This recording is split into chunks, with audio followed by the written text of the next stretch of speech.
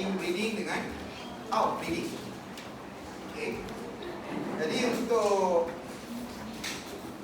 inbreeding dan outbreeding pun awak kena tahu definition dia. Okay. Jadi lihat sekarang muka surat 93 slide atas. Okay. Definition untuk outbreeding dan inbreeding. Kita tengok dulu definition untuk outbreeding. Okay. Dimulakan dengan perkataan successive mating. Dia mesti kacukan yang berjaya. Kalau kacukan yang tak berjaya, kita tak anggap sebagai outbreeding. Sebab kita dah tengok definition artificial selection. Artificial selection tujuan dia untuk dapatkan desirable traits. Desirable traits. Maknanya kalau dia kacuk dapat anak yang tak ada desirable trait tu, dianggap tak berjaya, bukan berlaku outbreeding. Okay, contoh wolf kacuk dog. Wolf kelebihan dia high stamina. Dog kelebihan dia easy to train. Okay, jadi kalau kita kacuk tengok dapat anak wolf dog yang low stamina, hard to train, tak mau. Kita anggap itu bukan outbreeding. Outbreeding mesti successive mating, kacukan yang berjaya, yang dapat desirable characteristic tadi. So kita ambil contoh parent dia tadi wolf. Boleh tengok buka surat 94 slide tengah sebelah kanan tu. Outbreeding. Kacuk dengan dog. Lepas tu kita tengok wolf stamina kuat.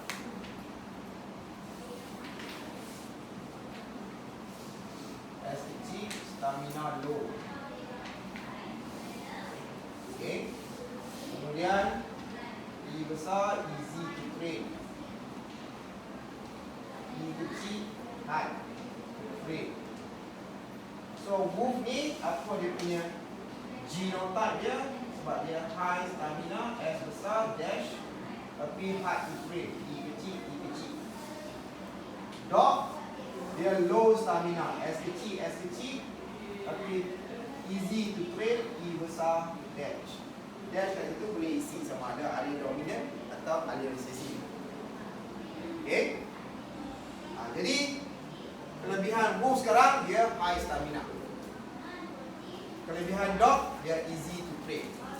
So kita dapatkan gamet, dapatkan F1.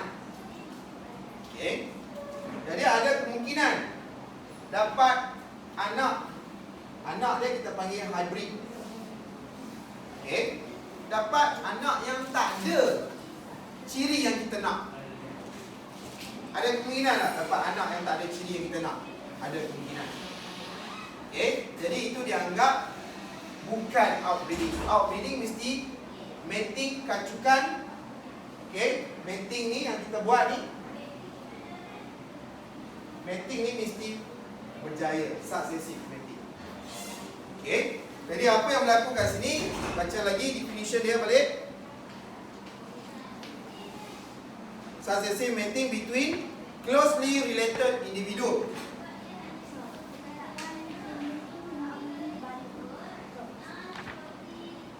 Terbalik. Closely related individual tu inbreeding. Okay, inbreeding. Saya buka pasal. Okay. Maknanya contoh ni tak boleh. Ini contoh untuk outbreeding. Awak kena ambil contoh inbreeding. Inbreeding, contoh dia kalau closely related ni selalunya between same species. Bukan same species. Dia spesies yang sama, tapi subspesies dia mungkin berbeza. Okay, kita tahu domain, kingdom, phylum, okay, family, class, order. genus species. Di bawah species ni kita ada subspecies. Macam juga phylum. Sebelum ni kita belajar di bawah phylum ada subphylum. Okey. Jadi spesies masih serupa tetapi mungkin subspecies yang berbeza. Contoh, kucing Parsi, kucing Siam. Dua-dua kucing, maknanya spesies masih sama. Tapi subspecies mungkin berbeza. Satu tu Parsi, satu lagi Siam. Ini inbreeding. Kita sedang buat inbreeding sebab dia masih closely related. Hubungannya masih dekat-dekat. Masih spesies yang sama, cuma subspesies je beza sikit. Okey? Ataupun saya bagi contoh semalam, kahwinan antara sepupu. Sepupu ni memang saudara terdekat dengan kita. Okey? Jadi closely related individual which includes the self-fertilization. Kalau self-fertilization, maksudnya bila kita ambil parent, contohnya A besar, kacuk A kecil, dapat gamet. Okey, dapat F1.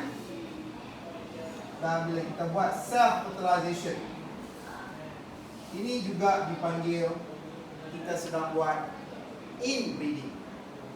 Okey, kita sedang buat inbreeding, iaitu self-fertilization.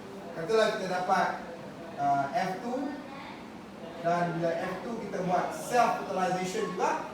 Apa maksud self-fertilization? Adalah kacukan antara same generation. Generation F1 kacuk dengan generation F1 juga. So A besar kecil, kacuk A besar kecil. So ini generasi F1, ini pun generasi F1. So kita sedang buat self-fertilization. Kalau F2 kacuk F2 pun sama. Individu daripada generasi F2 kacuk dengan individu daripada generasi F2 juga.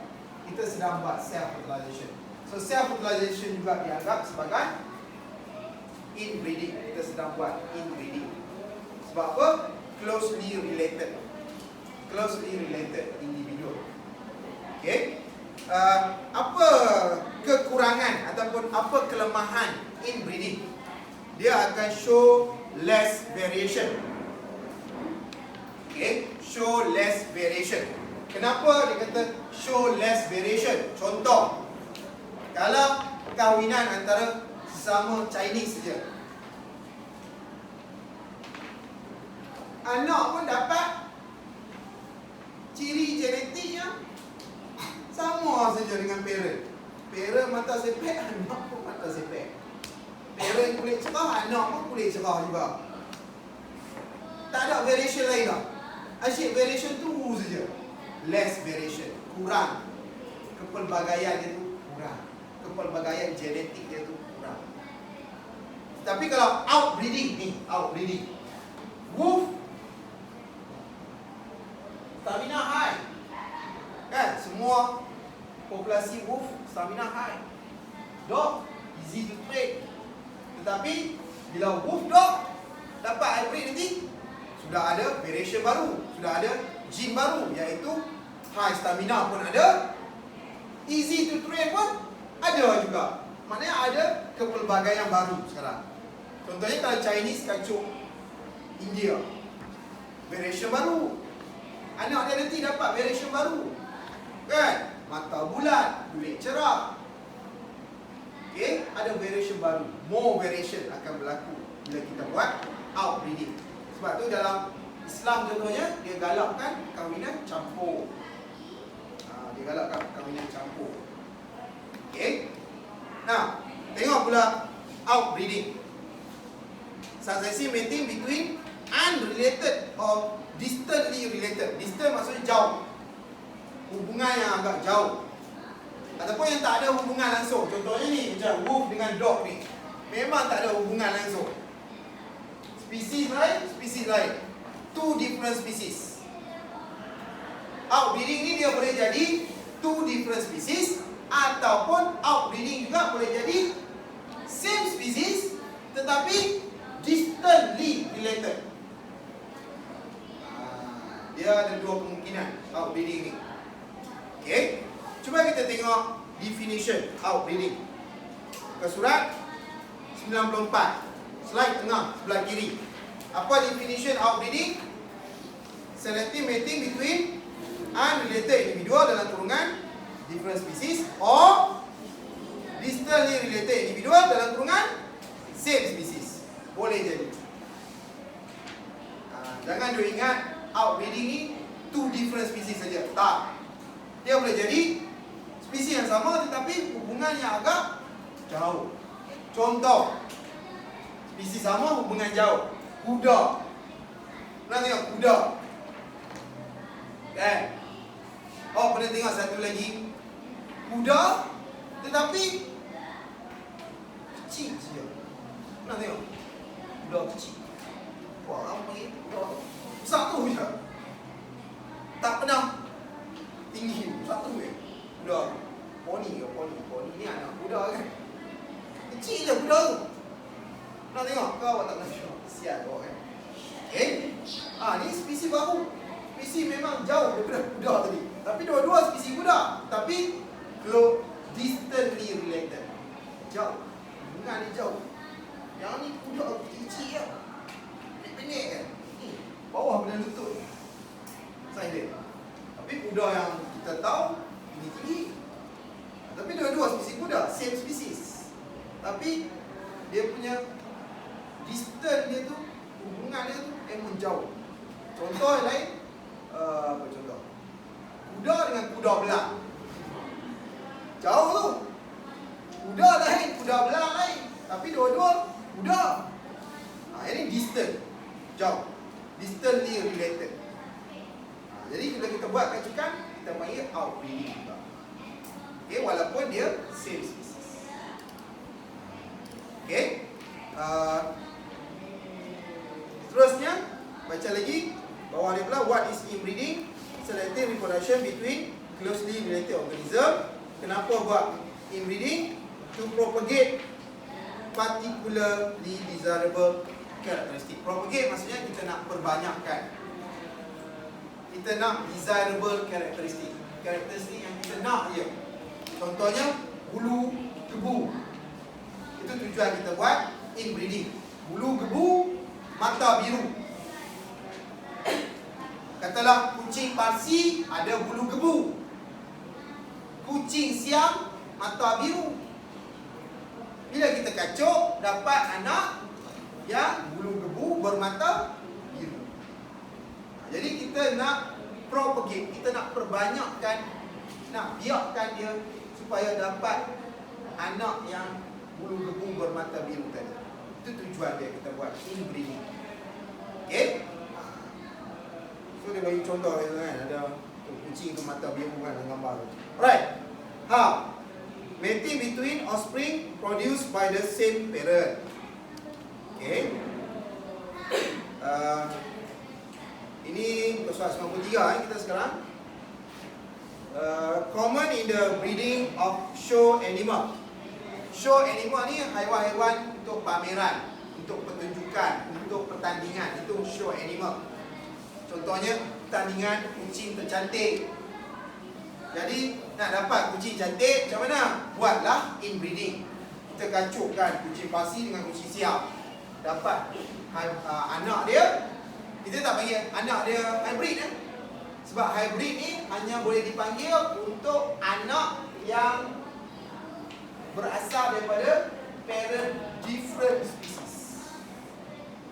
Kalau parent masih same species, kita tak panggil hybrid, kita panggil offspring sajalah. Okay. So anak dia ni dapat bulu gebu bermata biru. Okay, itu contoh-contoh lah show animal such as cats and dogs. Livestock breeding. Livestock breeding ni maksudnya haiwan ternakan. Itu maksud livestock breeding. Okay. So apakah efek, apa kesan dia bila kita buat inbreeding ni? Ingat, ini artificial selection. Manusia yang bertindak macam Tuhan sekarang. Manusia pula bertindak macam Tuhan. Dia yang cipta haiwan tu. Haiwan berbulu tebal, bermata biru. Dia bertindak macam Tuhan pula. Okay, apa kesan dia? Kita baca slide tengah tu. Produce prolonged inbreeding. Prolonged inbreeding maksudnya ni. Contoh dia macam ni tadi. Ni. F2 kacau F2 akan dapat F3. F3 kacau F3 dapat F4. Maknanya prolonged inbreeding. Kita duk asyik buat inbreeding saja from generation to generation. Okey, apa akibat dia? Okey, akibat dia adalah berlakunya inbreeding depression. Inbreeding depression. Macam mana inbreeding depression ni? Satu, poin yang pertama, berlakunya reduction in fertility. Kesuburan. Semakin kurang subur anak-anak yang terhasil tu. Kenapa? Kenapa dia jadi semakin kurang subur? Sebab sebab mungkin kita nak tengok bulu tebal kan, contohnya kucing Parsi kacau kucing Siam. Kucing Parsi dia mata biru. Mata biru. Kucing mata hitam. Dia kacau bulu tebal. Bulu hair. Dia kucing bulu nipis.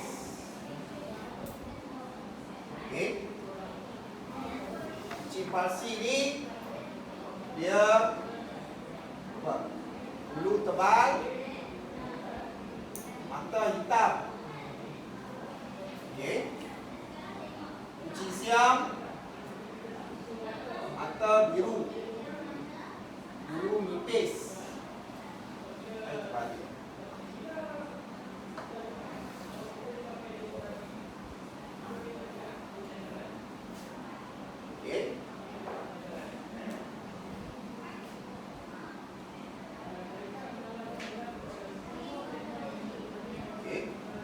Tapi kita dah tengok bentuk bulu dengan warna mata aja. Kita terlepas pandang jin-jin yang lain. Mungkin kita terlepas pandang rupanya ada harmful allele yang kita terlepas pandang. Sebab kita dah fokus yang ni je, kita nak bulu tebal mata biru ya. Mungkin ada harmful allele. Contohnya mungkin kucing ni ada penyakit hemofilia, ada penyakit lemah jantung, ada penyakit ovari lemah, rahim, dia punya uterus dia lemah. Kita terlepas pandang itu, kita tak tengok pun ciri-ciri kelemahan jantung, kelemahan rahim dia, dari segi kesihatan rahim dia, dia punya penyakit hemofilia dia. Kita terlepas pandang yang harmful allele. Kita dah fokus dua jenis ciri ni saja. Jadi ada kemungkinan harmful allele ni akan juga diwarisi kepada anak dia nanti. Dan inilah yang akan menyebabkan, contoh, kalau lemah jantung, ada ciri lemah jantung diwarisi kepada anak dia. Bukankah ini kalau lemah jantung agak-agak mudah kena mengandung, susah nak mengandung. Jadi kesuburan tu berkurang. Jadi anak ni sekarang kesuburannya, tahap kesuburannya low ataupun reduce in fertility. Kesuburan berkurang sebab terlepas pandang harmful allele tadi. Sebab kita nak fokus allele mata dengan allele bulu saja. Kita tak tengok allele-allele lain. Lagipun kita tengok dia normal je kan. Nampak normal rupanya lama-lama sakit jantung, tak sempat nak mengandung pun, tak boleh mengandung. Sebab kita buat ni bukannya kita nak jaga, nak, tujuannya kita nak pergi bertanding, nak buat pameran. Tu je. Jadi kita fokus pada bulu dengan warna mata dia je. Okey, rupanya kita terlepas pandang benda-benda yang lain. Contohnya harmful allele. Mungkin dia ada allele macam apa, allele lemah jantung, J besar. Okey, kalau yang J besar ni normal lah. J J kecil selalunya penyakit genetik ni dikodkan oleh alel resesif. Bayangkan kalau penyakit genetik dikodkan oleh alel dominan. J besar penyakit. J besar, J kecil penyakit. J kecil je yang normal. Bayangkan kalau J besar ni membawa ciri penyakit. Tak ke 2/3 penduduk dunia kena penyakit. Jadi Tuhan tu dia dah bijaksana. Selalunya penyakit genetik ni dikodkan oleh alel resesif. Tapi kita tak pandang alel ni kan. Kita hanya pandang alel ni saja. Ada kemungkinan alel ni pun ada diwarisi. Mungkin kat sini ada. Kita tak pandang ni. Kita nampak dia normal saja. Rupanya dia carrier. Ni pun carrier. Tapi kita tak pandang alel ni. Tapi bila kita turunkan, ada kemungkinan alel tu diturunkan juga. Ada kemungkinan. Ada kemungkinan. Jadi bila dapat anak bulu tebal, mata biru, tapi rupanya sebab kita tak tengok yang ni, anak tu ada lemah jantung. Sebab tu dia kata bila lemah jantung ni kesuburan pun kurang. Kita tak tahu penyakit ni. Mungkin penyakit rahim ke, penyakit uterus dia ke, penyakit kita tak tahu, mungkin penyakit dia punya gamet dia lemah ke. Kan? Kita turunkan kepada anak dia sekarang. So itu yang dimaksudkan reduce infertility. Lower fitness sama juga. Bila dapat saja alel ini, alel disease harmful alel ni, fitness pun berkurang. Tapi cantik. Kan? Bulu gebu, mata biru, tapi rupanya fitness kurang. Masuk pertandingan menang. Kucing tu cantik, menang. Tapi hidup tak lama. Naik tangga sikit, lelah. Itu maksud dia lower fitness. Baca lagi, lower fitness apa dia? Reduce the variability of the genome. Kepelbagaian genom. Genom tu apa dia? Genom ni total gene. Total gene dalam satu populasi, dalam satu individu. Total gene. Contoh, gene genom untuk manusia ataupun genom untuk kucing lah. Genom untuk kucing ada gene bentuk mata, gene bentuk telinga, gene jenis darah, gene bentuk usus, gene bilangan jari, gene bentuk kuku, gene bentuk rambut, gene bentuk bulu, gene bilangan kaki, gene, semua gene tu campur dapat genom. Genom ni dia satu total gene untuk that individual. Jadi kepelbagaian genom tu sekarang, variability of the genome berkurang. Kenapa berkurang? Sebab kita kahwin ataupun kita kacuk dia dengan saudara terdekat. Kuranglah, less variability ataupun variation of the genome. Contoh, Chinese kahwin dengan Chinese saja. Bila kita buat inbreeding kan. So, itu je lah. Gene mata sepet, gene kulit cerah. Itu je lah. Variation dia kurang, genome dia kurang. Tapi bila kita buat outbreeding, kita sudah ada gene baru. Gene baru muncul. Mata bulat contohnya. Maknanya kepelbagaian genom meningkat kalau kita buat outbreeding. Tapi inbreeding akan menyebabkan genom tadi, kepelbagaian dia, variability dia berkurang. Kemudian poin kedua, increase susceptibility to disease. Ini tadi saya cerita tadi. Disease. Dia mudah terdedah kepada disease. Terutamanya penyakit genetik. Terutamanya penyakit genetik. Baca lagi. apa lagi kesan bila kita buat inbreeding? High juvenile mortality. Juvenile itu maksudnya anak dia. Mortality maksudnya mati. Banyak anak-anak yang mati. Kenapa? Punca dia by increasing the number of homozygous genotype. Dalam kes ni, homozygous genotype tu dia refer kepada gene disease tadi, allele disease tadi. Okay, iaitu harmful allele tadi. Contohnya, bila J kecil, homozygous lah kan? Kalau J kecil, homozygous. Jadi, bilangan homozygous tu, kebarangkalian dia agak tinggi, akan muncul bila kita buat kacukan inbreeding ni. Okay, jadi penerangan dia yang last sekali tu, expression of harmful recessive allele. Okay, dalam kes ni harmful recessive allele kita ni, yang inilah J kecil tadi. Kita tak tengok ni, kan? Kita terlepas pandang, kita tak tengok yang J ni. Kita hanya tengok bulu dengan mata je. Tapi bila kita buat kacukan, kita tengok heran ni, kenapa dia cepat mati dan sebagainya kan? Umur tak panjang. Rupanya dia terlepas pandang ni. Dia mewarisi homozygous recessive allele. Okay, dia mewarisi homozygous recessive allele dekat sini. J kecil kat sini. Okay, so itu yang berlaku. So dikatakan high juvenile mortality. Okay, ada kemungkinan tu tinggi.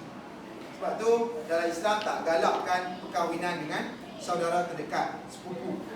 Sebab kita tak tahu keturunan kita ni ada penyakit apa.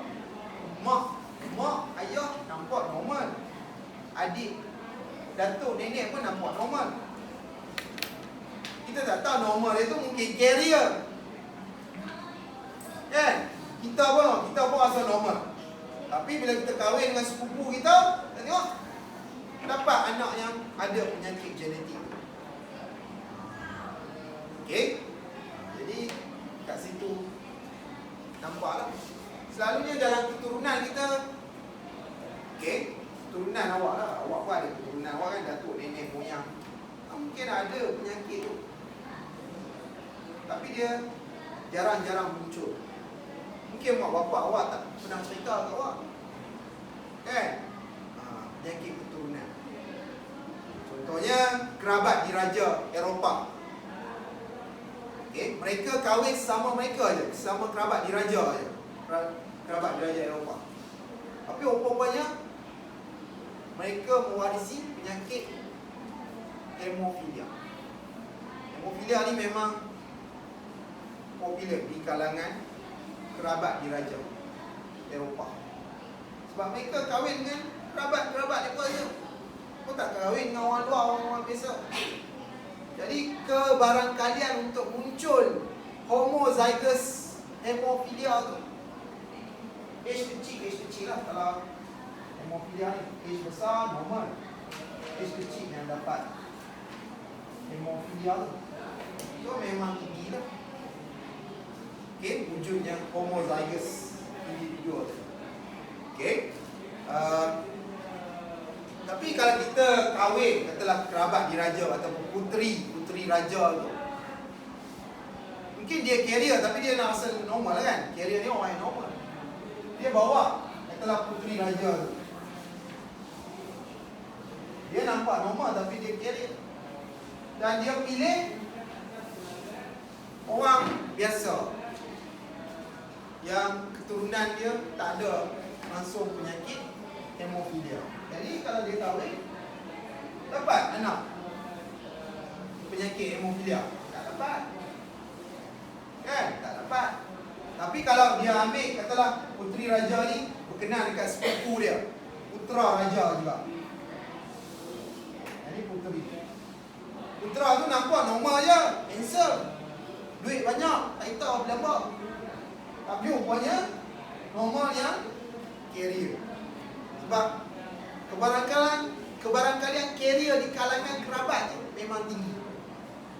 Sebab age kecil tu ada di kalangan mereka. Cuma mereka tak nampak. Sebab normal, nampak normal carrier. Okay? Jadi kemungkinan tinggi anak mereka akan warisi age kecil. bukan kemaran kanan tinggi, memang confirm mewarisi. Sebab apa saya kata confirm mewarisi? Sebab confirmnya confirm. Tapi yang ni mungkin dapat normal lah ni.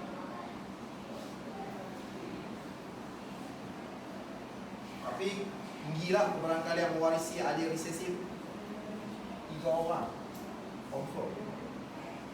Okey, bukan 3 orang, 3/4. Tadi dia ingat dapat anak 4 orang pula. Susah. Ini dapat anak 4 orang ke? Tak, ini kebarangkalian. Betul ke?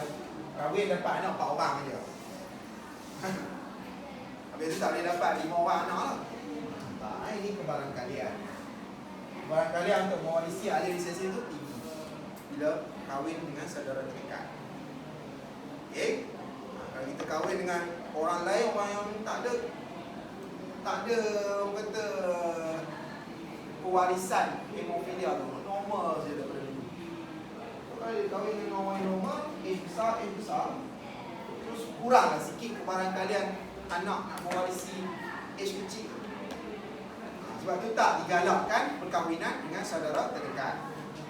Okey, dikuatiri efek dia adalah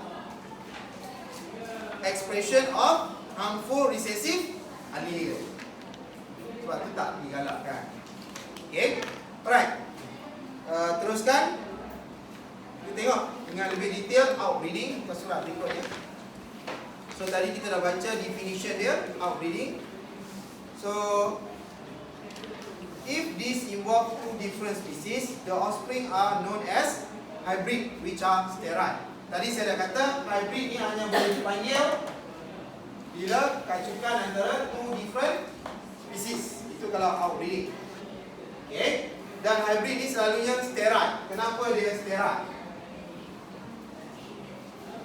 Sebab dia akan mewarisi kromosom WOOF, dan katalah WOOF ni hasilkan sperm.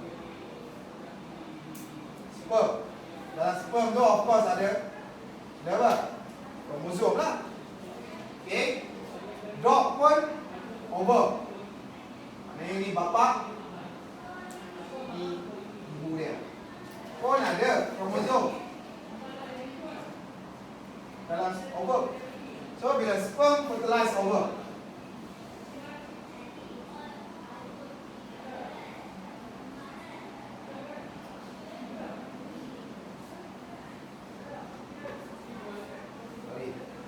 dia bila gamit, dia hanya bawa hak kromosom number.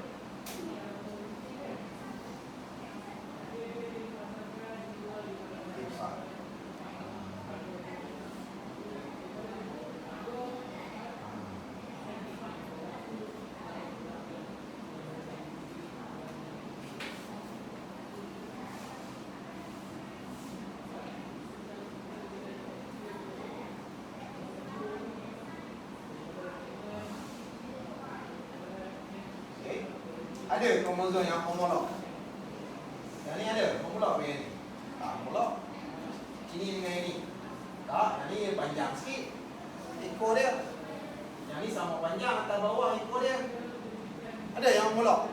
Tak. So bila sperm fertilize ovum, dapat anak hybrid, dan anak dia memang tak ada homologous kromosom. Bila anak dia tak ada homologous kromosom, boleh ke buat meiosis? Boleh ke hasilkan gamet anak dia? Tak boleh. Sebab meiosis memerlukan homologous kromosom pair up dalam proses meiosis untuk menghasilkan gamet. Nak hasilkan gamet kena buat meiosis. Nak buat meiosis kena ada homologous kromosom pair up ataupun proses yang dipanggil synapsis. Nak synapsis kena ada homologous kromosom. Adakah homologous kromosom? Tak ada. Jadi tak boleh buat meiosis, tak boleh hasilkan gamet. So anak ni sekarang dikatakan, hybrid ni dikatakan sterile. Punca dia tak ada no homologous kromosom. Okay. Now baca lagi, used to combine desirable character from two different parents. Efek dia, apa efek outbreeding? Tadi kita tengok efek inbreeding. Sekarang kita nak tengok efek outbreeding pula. Increase heterozygosity and hybrid vigor. Tengok tadi wolf dog tadi, mana wolf dog? Okey. Kita padam. Tengok wolf dog. Betul tak dia akan increase heterozygosity? Heterozygous lah. Tengok. So katalah sini S besar lah.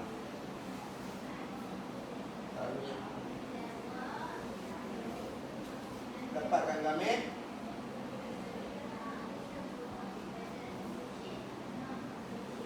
So dapat tak heterozygous individual? So, bila kita buat outbreeding, heterozygous akan muncul crab ataupun increase. Kita kata apa tu? Increase heterozygosity. Okay. Dan memang anak dia sekarang, kalau kita tengok, high stamina dan easy to train. Okay. Anak dia dipanggil apa ni? Wolf dog. Okay. Hybrid wolf dog.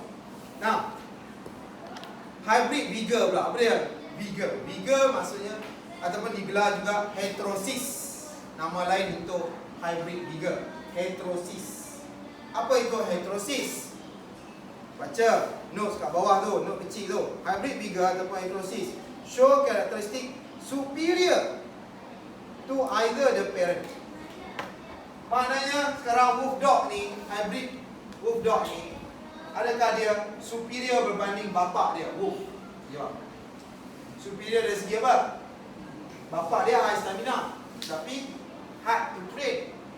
Tapi dia superior. High stamina juga, tapi easy to train. Adakah wolf dog ni superior berbanding ibu dia, dog? Ya. Ibu dia less stamina. Stamina tak kuat. Tapi dia stamina kuat. So, dia superior berbanding either. Sama ada bapak dia pun dia superior, ibu dia pun dia superior. So, dia dipanggil hybrid vigor ataupun heterosis. Okay. So, wolf dog ni dipanggil hybrid vigor ataupun heterosis. Poin yang kedua, effect outbreeding adalah increase heterozygosity, show more variation. Okay. Variation lebih pelbagai. Tadilah contoh saya bagi kan, Chinese kacuk India. Variation dia dah jadi pelbagai. Sebelum ni Chinese, kalau Chinese saja asyik mata zepek je. Tetapi bila Chinese kacuk India, mata bulat. Ada variation baru, ada gene baru muncul. Okay, dalam anak dia nanti. So itu ceritanya tentang outbreeding. So apakah importance of selection, artificial selection? Yang pertama, high yielding crops and animal. Bukannya sell animal, potong root S tu. Okay. Apa maksud yielding? Yielding crop. Crop tu tanaman. Yielding tu maksudnya hasil tuaian. Contoh, bila kita buat outbreeding, katalah ada satu pokok spesies A. Satu lagi pokok spesies A ni dia boleh menghasilkan buah yang banyak. Pokok spesies B pula dia boleh tahan terhadap penyakit. Dia rintang ni immune terhadap penyakit. Dia susah nak kena penyakit. Okay. So dua spesies berbeza, dua spesies pokok yang berbeza. Tetapi kelemahan spesies A ni dia kurang disease, dia mudah kena penyakit. Yang ni pula kekurangan dia buah tak banyak.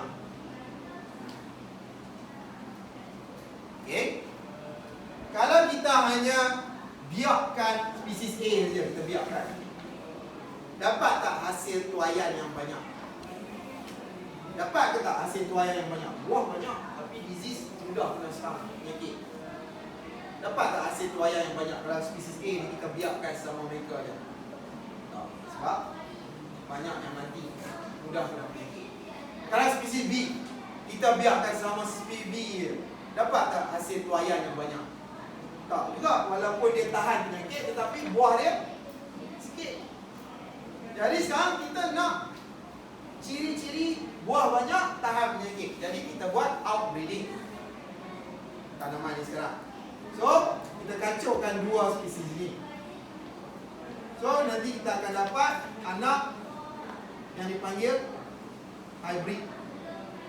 Okay, yang mempunyai boleh menghasilkan buah yang banyak dan boleh tahan terhadap penyakit.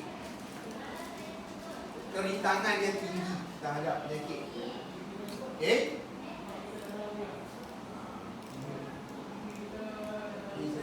High disease saya orang yang penyakit banyak lah. Tambah perkataan dunia. Okay. So bila dapat hybrid baru, hasil tuaian yielding crops.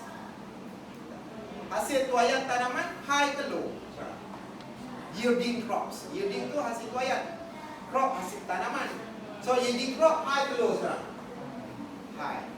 Sebab tu dia tulis kat situ, efek dia, kepentingan dia high yielding crops. Animal pun sama. Contoh, ada lembu, daging banyak. Spesies lembu daging banyak. Satu lagi spesies lembu, susu banyak, tapi daging sikit. Kacau kan?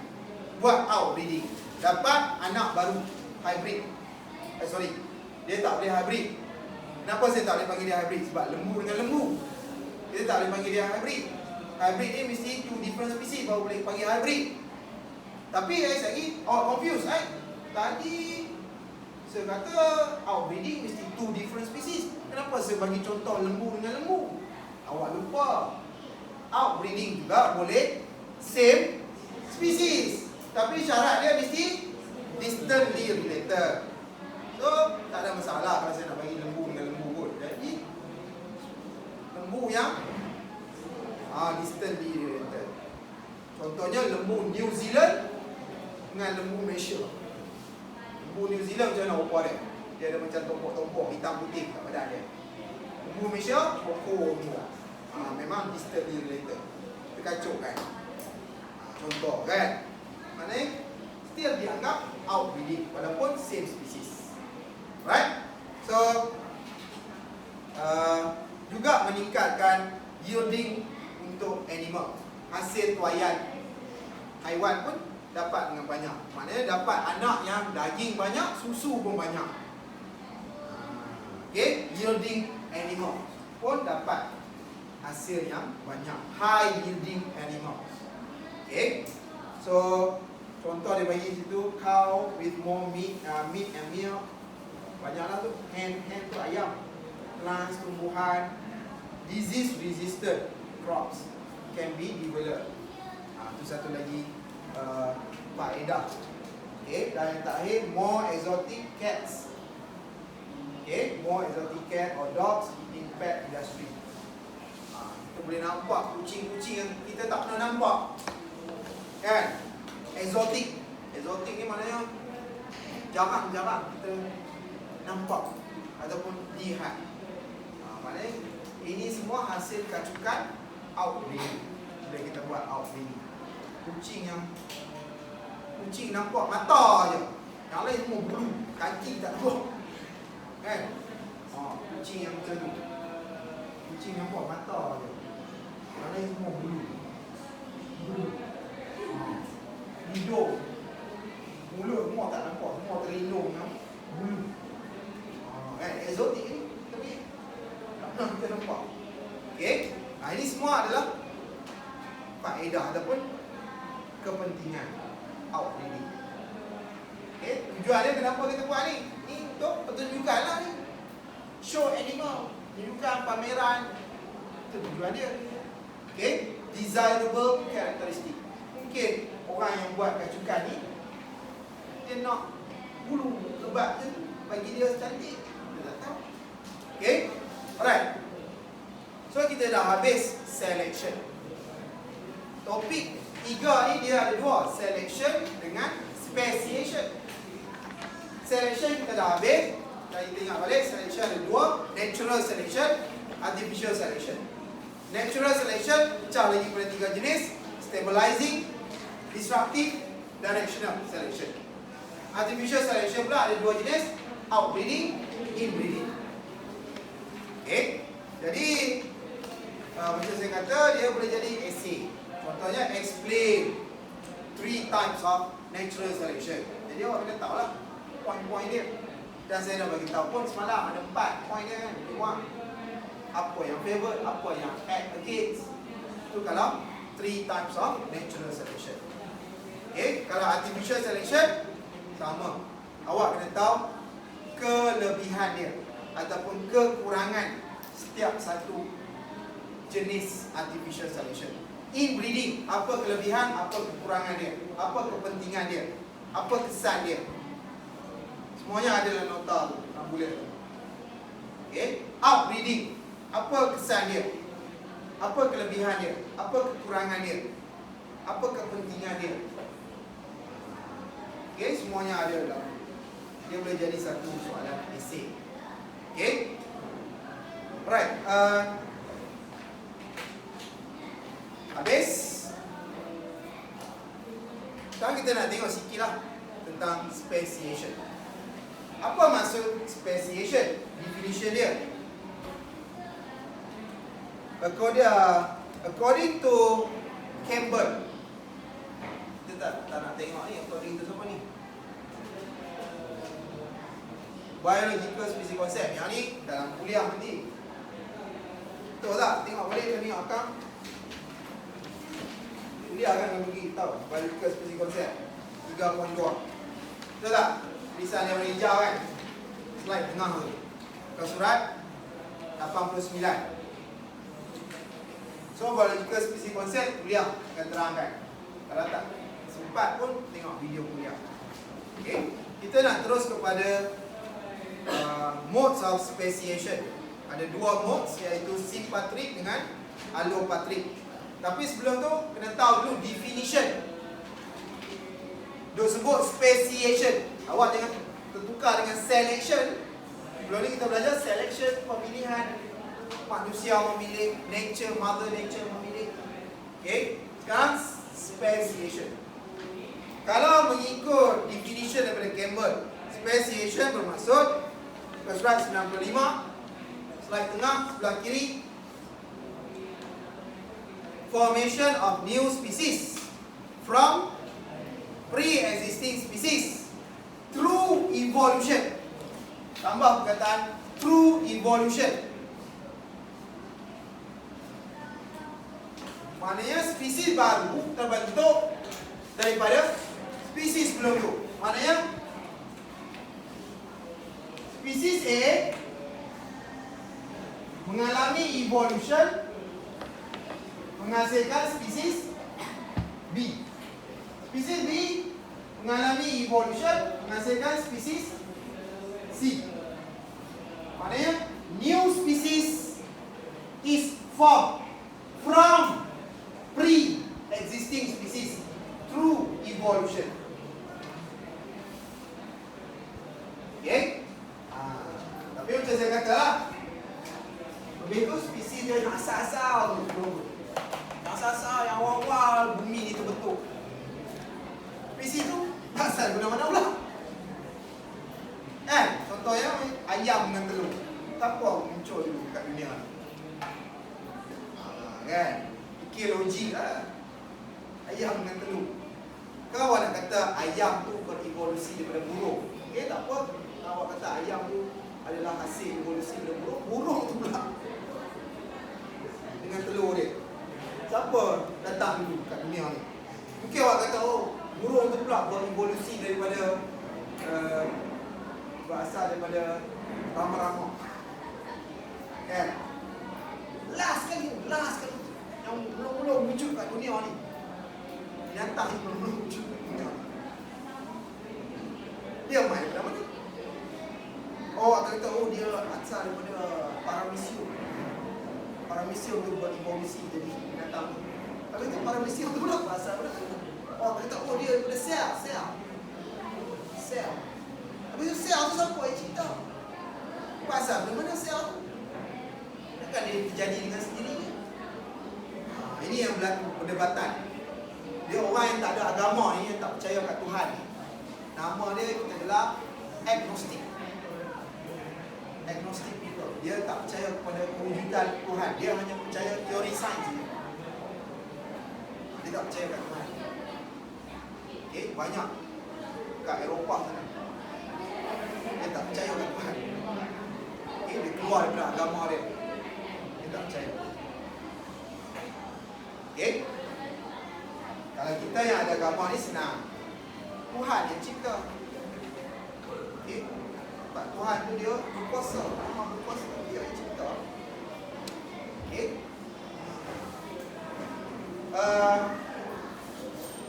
Jadi itu definition. Of course ni bukan definition dari segi agama lah ni. Ini definition dari segi pemahaman Darwin. Banyak cerita pasal Darwin, teori Darwin. Okay, kita sedang belajar ni. Formation of new species from pre-existing species through evolution. Okay. Jadi modes, sebelum tu baca berikutnya, speciation ni kita ada dua apa kita nak kata, dua jenis lah speciation, iaitu intraspecific speciation dengan interspecific speciation. Slide tengah sebelah kanan. Okay. Apa itu intra dengan inter? Intra adalah formation of new species from a parent species. Satu, lepas tu dia merah kan. Maknanya dia tunjuk contoh kat situ. Species A bertindak sebagai parent, menghasilkan species B. Okay. Jadi ini jenis intra. Intra maksudnya dalam. Maknanya spesies A akan berevolusi menghasilkan spesies B. Okay, maknanya berlaku apa kat sini? Speciation, formation of new species. Jenis apa? Type dia intra-specific speciation. Okay, mungkin juga dia berevolusi menghasilkan spesies C. Pun berasal daripada spesies yang sama. Berasal daripada satu spesies, spesies. Lepas tu dia gariskan dia merahkan dia from one single species jadi spesies baru. Okay, berevolusi. So digelar intra-specific speciation. Berbeza dengan inter. Inter dia mesti kacau antara spesies A dengan spesies B. Bila kacau dapat spesies baru. Spesies baru iaitu spesies C. Ini digelar bila kacukan two different species menghasilkan spesies baru. Ini digelar jenis apa? Interspecific speciation. Okay. So, terus kepada modes of speciation. Okay. Modes yang pertama. Ingat, kalau soalan tanya types of speciation, awak jawab apa? Intra dengan inter. Tapi kalau soalan tanya modes of speciation, awak jawab apa? Ada dua jenis, iaitu allopatric dengan sympatric. Okay, allopatric dengan sympatric speciation. Tengok dahulu allopatric. Apa itu allopatric speciation?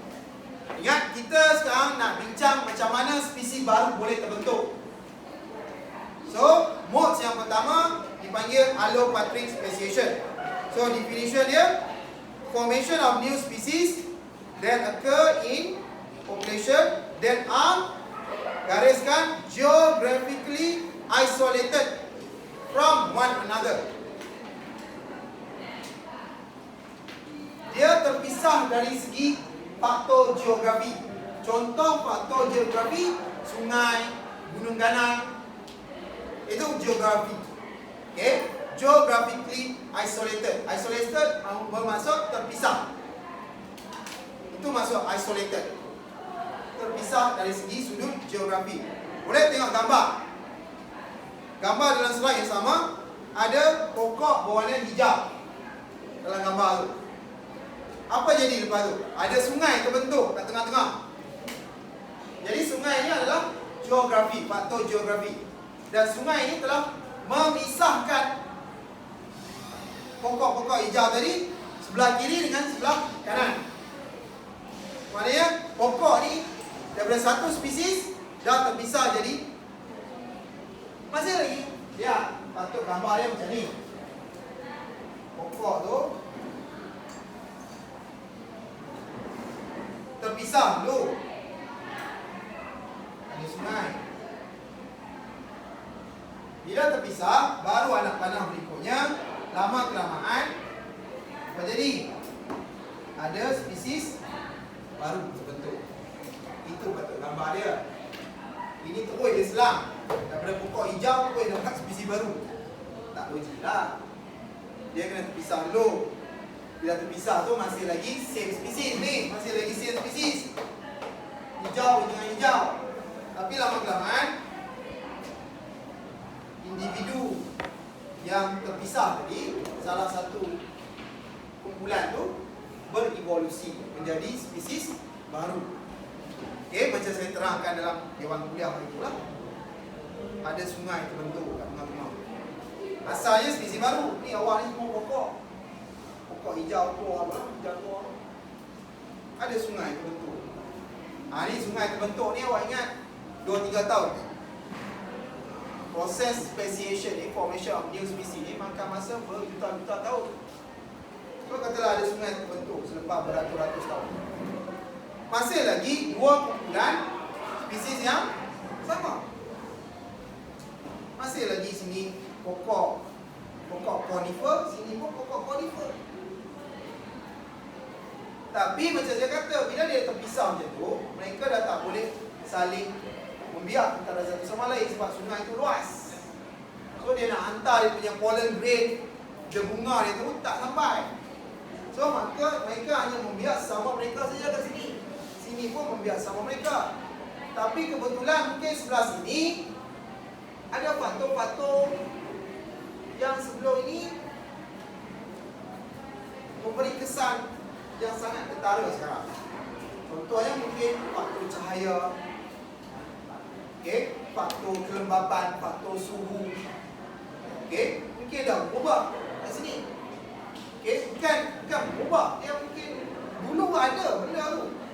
Tapi sebab bila kita membiak, faktor tu telah diabaikan. Okay, sebab membiak. Mungkin kat sini cahaya cukup, kat sini cahaya kurang. Tapi bila membiak, tak jadi masalah. Tapi bila dah terpisah tu, cahaya yang kurang tadi banyak bagi kesan kepada populasi individu yang ada kat sini sekarang. Nah, itu yang gene dia tu mungkin gene yang sekarang ada kaitan dengan cahaya yang kurang. Sebab tu lama-kelamaan bila mereka membiak, gene yang ada kaitan dengan cahaya yang kurang tu banyak diperturunkan pada anak cucu cicit mereka.